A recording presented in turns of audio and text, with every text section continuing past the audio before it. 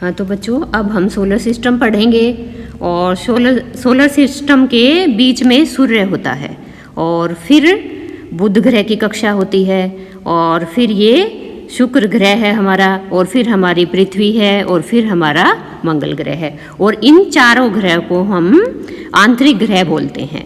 और फिर हमारा बृहस्पति आता है और फिर हमारा शनि आता है और फिर हमारा यूरेनस आता है और फिर हमारा नेपच्यून आता है और ये चारों ग्रह बाह्य ग्रह बोले जाते हैं। और इनके बीच में दोनों आंतरिक ग्रह और बाह्य ग्रह दोनों के बीच में ये क्षुद्र ग्रह की पट्टी बोली जाती है। ये दोनों मंगल और बृहस्पति के बीच में ही मिलती है हमारी ये क्षुद्र ग्रह पट्टी। और हमारे ग्रहों में सबके उपग्रह है, सिर्फ शुक्र और जो बुध है हमारा उसका कोई भी उपग्रह नहीं होता। अब बच्चों, ये तो आपको पता ही होगा कि चंद्रमा किसका उपग्रह है। आसमान में हम रोज देखते हैं चंद्रमा को लगभग, तो अगर बादल ना छाए हो या अमावस्या ना हो तब हमें चंद्रमा दिखाई देता है। ये है हमारी पृथ्वी का एकमात्र प्राकृतिक उपग्रह और यह हमारी पृथ्वी का सहचर है। इसके चारों ओर ये चक्कर लगाता है। हमारी पृथ्वी के समान 8 अन्य ग्रह हैं जो सूर्य से प्रकाश एवं ऊष्मा प्राप्त करते हैं। उनमें से कुछ के पास अपने अपने चंद्रमा भी हैं। अब हम पढ़ेंगे सौरमंडल के बारे में। सौरमंडल में कौन है? सूर्य, 8 ग्रह, उपग्रह तथा कुछ अन्य खगोलीय पिंड जैसे क्षुद्र ग्रह, उल्का पिंड, ये सारे मिलकर हमारे सौरमंडल का निर्माण करते हैं और हम इन सभी को सौर परिवार का नाम देते हैं, जिसका मुखिया सूर्य है।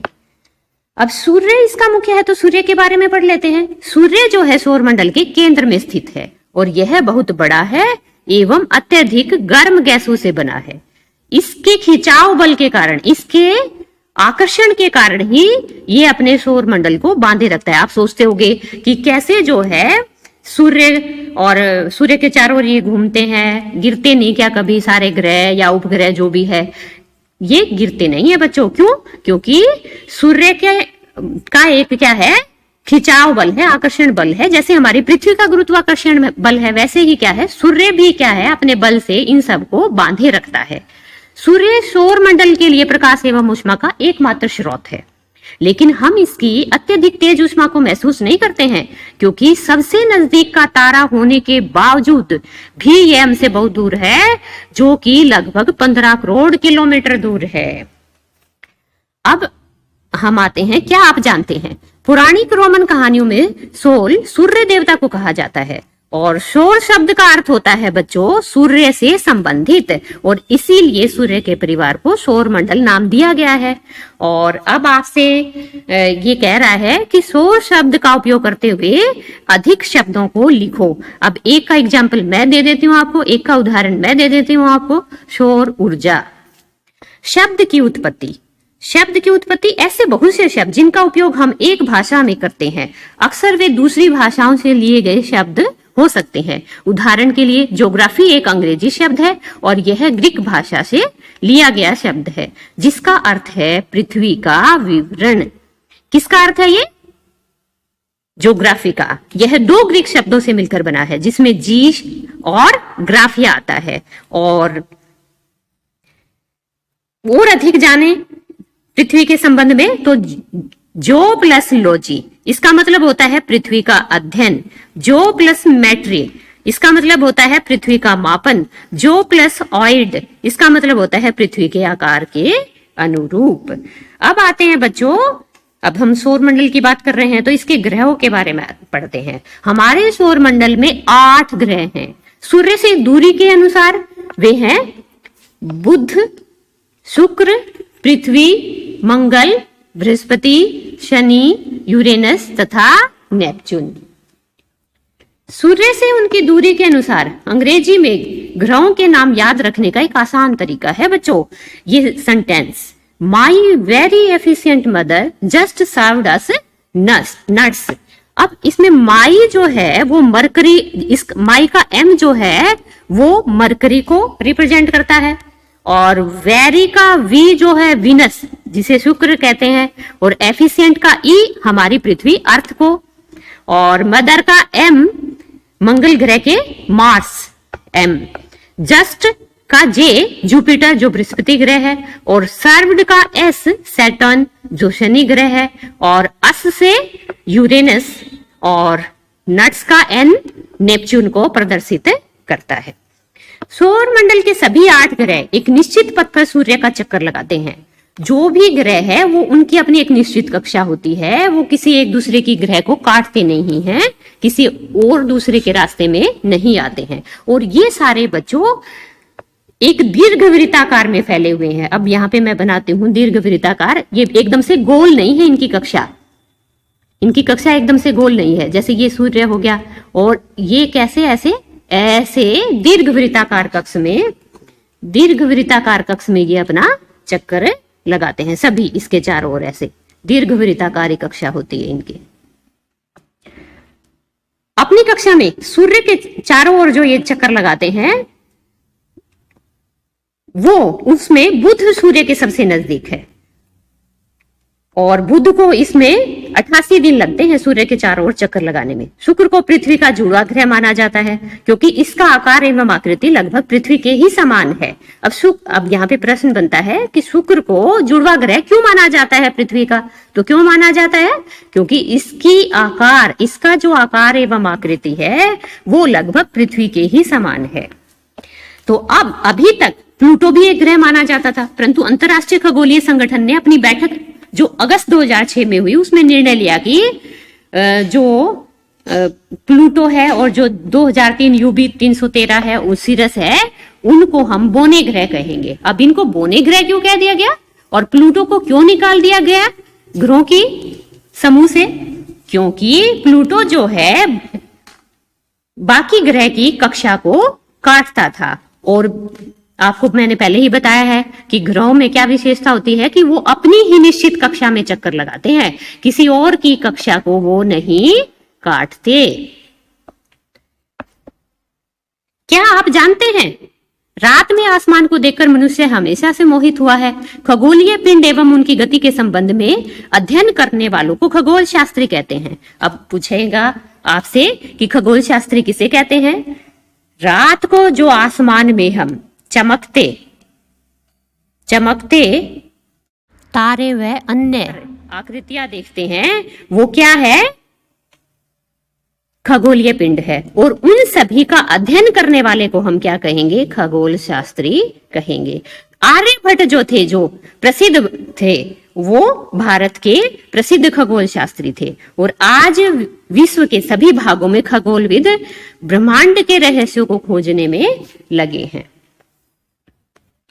अब आते हैं जिस ग्रह पे हम रहते हैं। कौन से ग्रह पे रहते हैं बच्चों बताओ?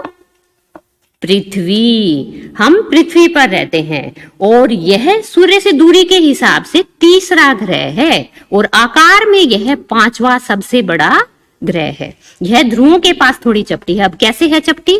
जैसे यहां ये ध्रुव है, ये उत्तरी ध्रुव और ये दक्षिणी ध्रुव, और यहां से ये क्या है बच्चों? चपटी होती है। यही कारण है कि इसके आकार को भू-आभ कहा जाता है। भू-आभ का अर्थ है पृथ्वी के समान आकार। जीवन के लिए अनुकूल परिस्थितियां संभवतः केवल पृथ्वी पर ही पाई जाती हैं। पृथ्वी न तो अधिक गर्म है और न अधिक ठंडी। यहाँ पानी एवं वायु उपस्थित है जो हमारे जीवन के लिए आवश्यक है, और यहाँ पे जीवनदायिनी ऑक्सीजन मौजूद है। इसी कारण इसको अद्भुत ग्रह भी कहा जाता है। यहाँ पे भी एक प्रश्न बन गया आपके लिए कि पृथ्वी को अद्भुत ग्रह क्यों कहा जाता है, तो इसका आंसर आप देंगे। अब मैं बता ही चुकी हूँ। क्या आप जानते हैं प्रकाश की गति लगभग 3 लाख किलोमीटर प्रति सेकंड है। इस गति के बावजूद सूर्य के प्रकाश को पृथ्वी तक पहुंचने में लगभग 8 मिनट का समय लगता है। अब बच्चों रोचक तथ्य, नील आर्मस्ट्रांग पहले व्यक्ति थे जिन्होंने 29 जुलाई 1969 को सबसे पहले चंद्रमा की सतह पर कदम रखा। मालूम करो कि क्या कोई भारतीय चंद्रमा पर गया है? हाँ, गया है बच्चों। कौन? राकेश शर्मा। अब हम चंद्रमा के बारे में पढ़ेंगे। चंद्रमा क्या है? पृथ्वी का एकमात्र प्राकृतिक उपग्रह है। अब पृथ्वी के पास तो क्या है बच्चों? कृत्रिम उपग्रह भी है और प्राकृतिक भी है। प्राकृतिक में तो चंद्रमा आ जाता है और कृत्रिम उपग्रह में कौन आता है? INSAT, IRS, EDUSAT. अब एडुसेट से ही तो आप क्या है, घर बैठे टीवी पर, मोबाइल पर पढ़ पाते हैं। ठीक है बच्चों। और ये क्या है? पृथ्वी के प्राकृतिक कृत्रिम उपग्रह हैं। तो ये क्या काम करते हैं आपके कृत्रिम उपग्रह? ये ब्रह्मांड के बारे में जानकारी प्राप्त करने एवं पृथ्वी पर संचार माध्यम के लिए इनका प्रयोग किया जाता है। और इनको कैसे भेजा जाता है अंतरिक्ष में? रॉकेट के द्वारा। कैसे भेजा जाता है? रॉकेट के द्वारा। और इनको पृथ्वी की कक्षा में स्थापित कर दिया जाता है। अब चंद्रमा क्या है? एकमात्र उपग्रह है और इसका व्यास जो है वो पृथ्वी के व्यास का केवल 1/4 है। यह इतना बड़ा इसलिए प्रतीत होता है क्योंकि यह हमारे ग्रह से अन्य खगोलीय पिंडों की अपेक्षा नजदीक है। यह हमसे लगभग 3,84,400 किलोमीटर दूर है। अब आप पृथ्वी से सूर्य एवं चंद्रमा की दूरियों की तुलना कर सकते हैं। आपको पता ही है बच्चों कि सूर्य हमसे कितनी दूर है? सूर्य पृथ्वी से कितनी दूर है? 15 करोड़ किलोमीटर। तो ज्यादा दूर कौन हुआ? सूर्य।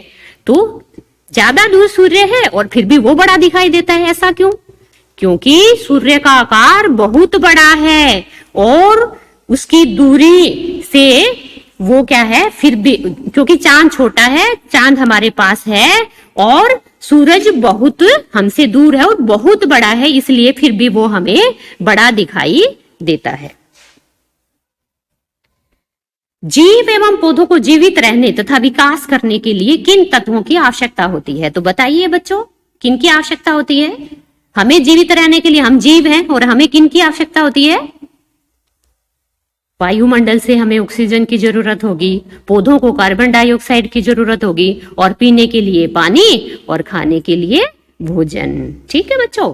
चंद्रमा पृथ्वी का एक चक्कर लगभग 27 दिन में पूरा करता है और लगभग इतने ही समय में यह अपने अक्ष पर एक चक्कर भी पूरा कर लेता है। और इसी कारण हमें चंद्रमा का केवल एक ही भाग दिखाई पड़ता है। चंद्रमा पर परिस्थितियां जो है जीवन के लिए अनुकूल नहीं है। क्यों? क्योंकि यहाँ ना तो पानी है और ना ही वायु है। इसकी सतह पर पर्वत, मैदान एवं गड्ढे हैं जो चंद्रमा की सतह पर छाया बनाते हैं। अब हम देखते हैं कि चांद में क्या है? धब्बे हैं और वो धब्बे क्या है? पर्वत, मैदान और गड्ढे जो चंद्रमा पर पाए जाते हैं, चंद्रमा की सतह पर पाए जाते हैं। पूर्णिमा के दिन चंद्रमा पर इनकी छाया को हम स्पष्ट देख सकते हैं। अब आते हैं क्षुद्र ग्रह पे। ये क्षुद्र ग्रह का एक यहाँ पे चित्र दिया हुआ है। तारों, ग्रहों एवं उपग्रहों के अतिरिक्त असंख्य छोटे पिंड भी सूर्य के चारों ओर चक्कर लगाते हैं और इन पिंडों को कहते हैं क्षुद्र ग्रह।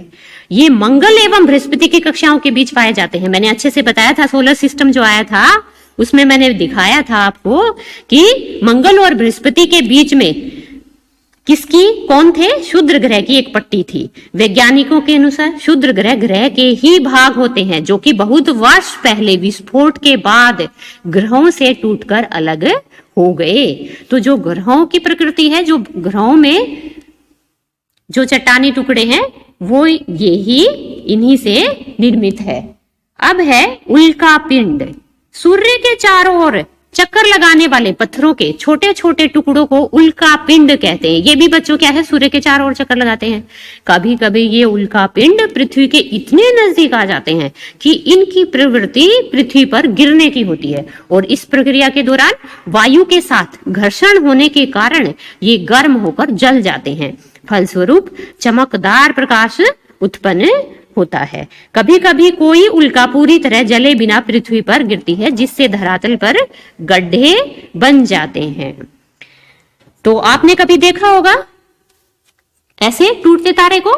तो क्या है उनमें, क्या होते हैं वो जो उल्का पिंड। क्या आपने तारों वाले खुले आकाश में एक ओर से दूसरी ओर तक फैली चौड़ी सफेद पट्टी की तरह एक चमकदार रास्ते को देखा है? ये चमकदार रास्ता बच्चों। आप आसमान में देखेंगे, अब सही है, अमावस्या के आसपास अगर आप देखेंगे, अमावस्या वाले दिन वो स्पष्ट दिखेगा। तो ये क्या है, ये सफेद पट्टी आपको स्पष्ट दिखेगी और इसको कहेंगे आकाश गंगा। और ऐसी लाखों आकाश गंगाएं हैं, ऐसी मिल्की वे लाखों हैं बच्चों हमारे ब्रह्मांड में। हमारा सौरमंडल इस आकाश गंगा का ही एक भाग है।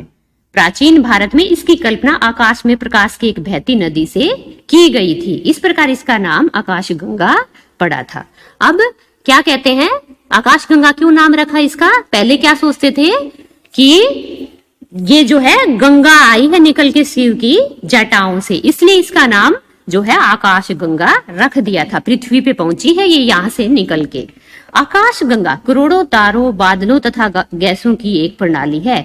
इस प्रकार की लाखों आकाश गंगाएं मिलकर ब्रह्मांड का निर्माण करती हैं, और ब्रह्मांड की विशालता की कल्पना करना बहुत कठिन है। वैज्ञानिक अभी भी इसके बारे में अधिक से अधिक जानकारी एकत्र करने में जुटे हैं। इसके आकार के संबंध में हमें कोई जानकारी नहीं है, लेकिन फिर भी हम जानते हैं कि हम सभी इसी ब्रह्मांड का हिस्सा है। अब ये आपसे पूछ रहा है कि क्या आप ब्रह्मांड के साथ अपना संबंध बता सकते हैं? आप पृथ्वी पर हैं तो क्या है, और पृथ्वी क्या है? सौरमंडल का एक भाग है। देखो आप ये हैं और आप किस में आते हैं? पृथ्वी पर। और पृथ्वी किस में आती है? सौरमंडल में। और सौरमंडल किस में आता है? आकाश गंगा में। और आकाश गंगा किस में आती है? पूरे ब्रह्मांड में। तो क्या है, आपको सही से समझ में आ गया? ब्रह्मांड क्या है? सबसे विस्तृत है बच्चों। अब आप बच्चे अपना पूरा पाठ पढ़ चुके हैं। अब मैं आपसे कोई 5 प्रश्न पूछना चाहती हूँ। अब आपको उनके जवाब बताने हैं कमेंट बॉक्स में। क्या है वो? कि पृथ्वी को अद्भुत ग्रह क्यों कहा जाता है? दोबारा से रिपीट करती हूँ, पृथ्वी को अद्भुत ग्रह क्यों कहा जाता है? दूसरा, हम चंद्रमा के एक ही भाग को क्यों देख पाते हैं? हम चंद्रमा के एक ही भाग को क्यों देख पाते हैं? अब तीसरा प्रश्न है, पृथ्वी की जुड़वा बहन कौन से ग्रह को कहा जाता है? अब चौथा प्रश्न है, ग्रह और तारे में क्या अंतर है? और सूर्य से तीसरा सबसे नजदीक ग्रह कौन सा है? आखिरी क्वेश्चन, सूर्य से तीसरा सबसे नजदीक ग्रह कौन सा है? थैंक्स।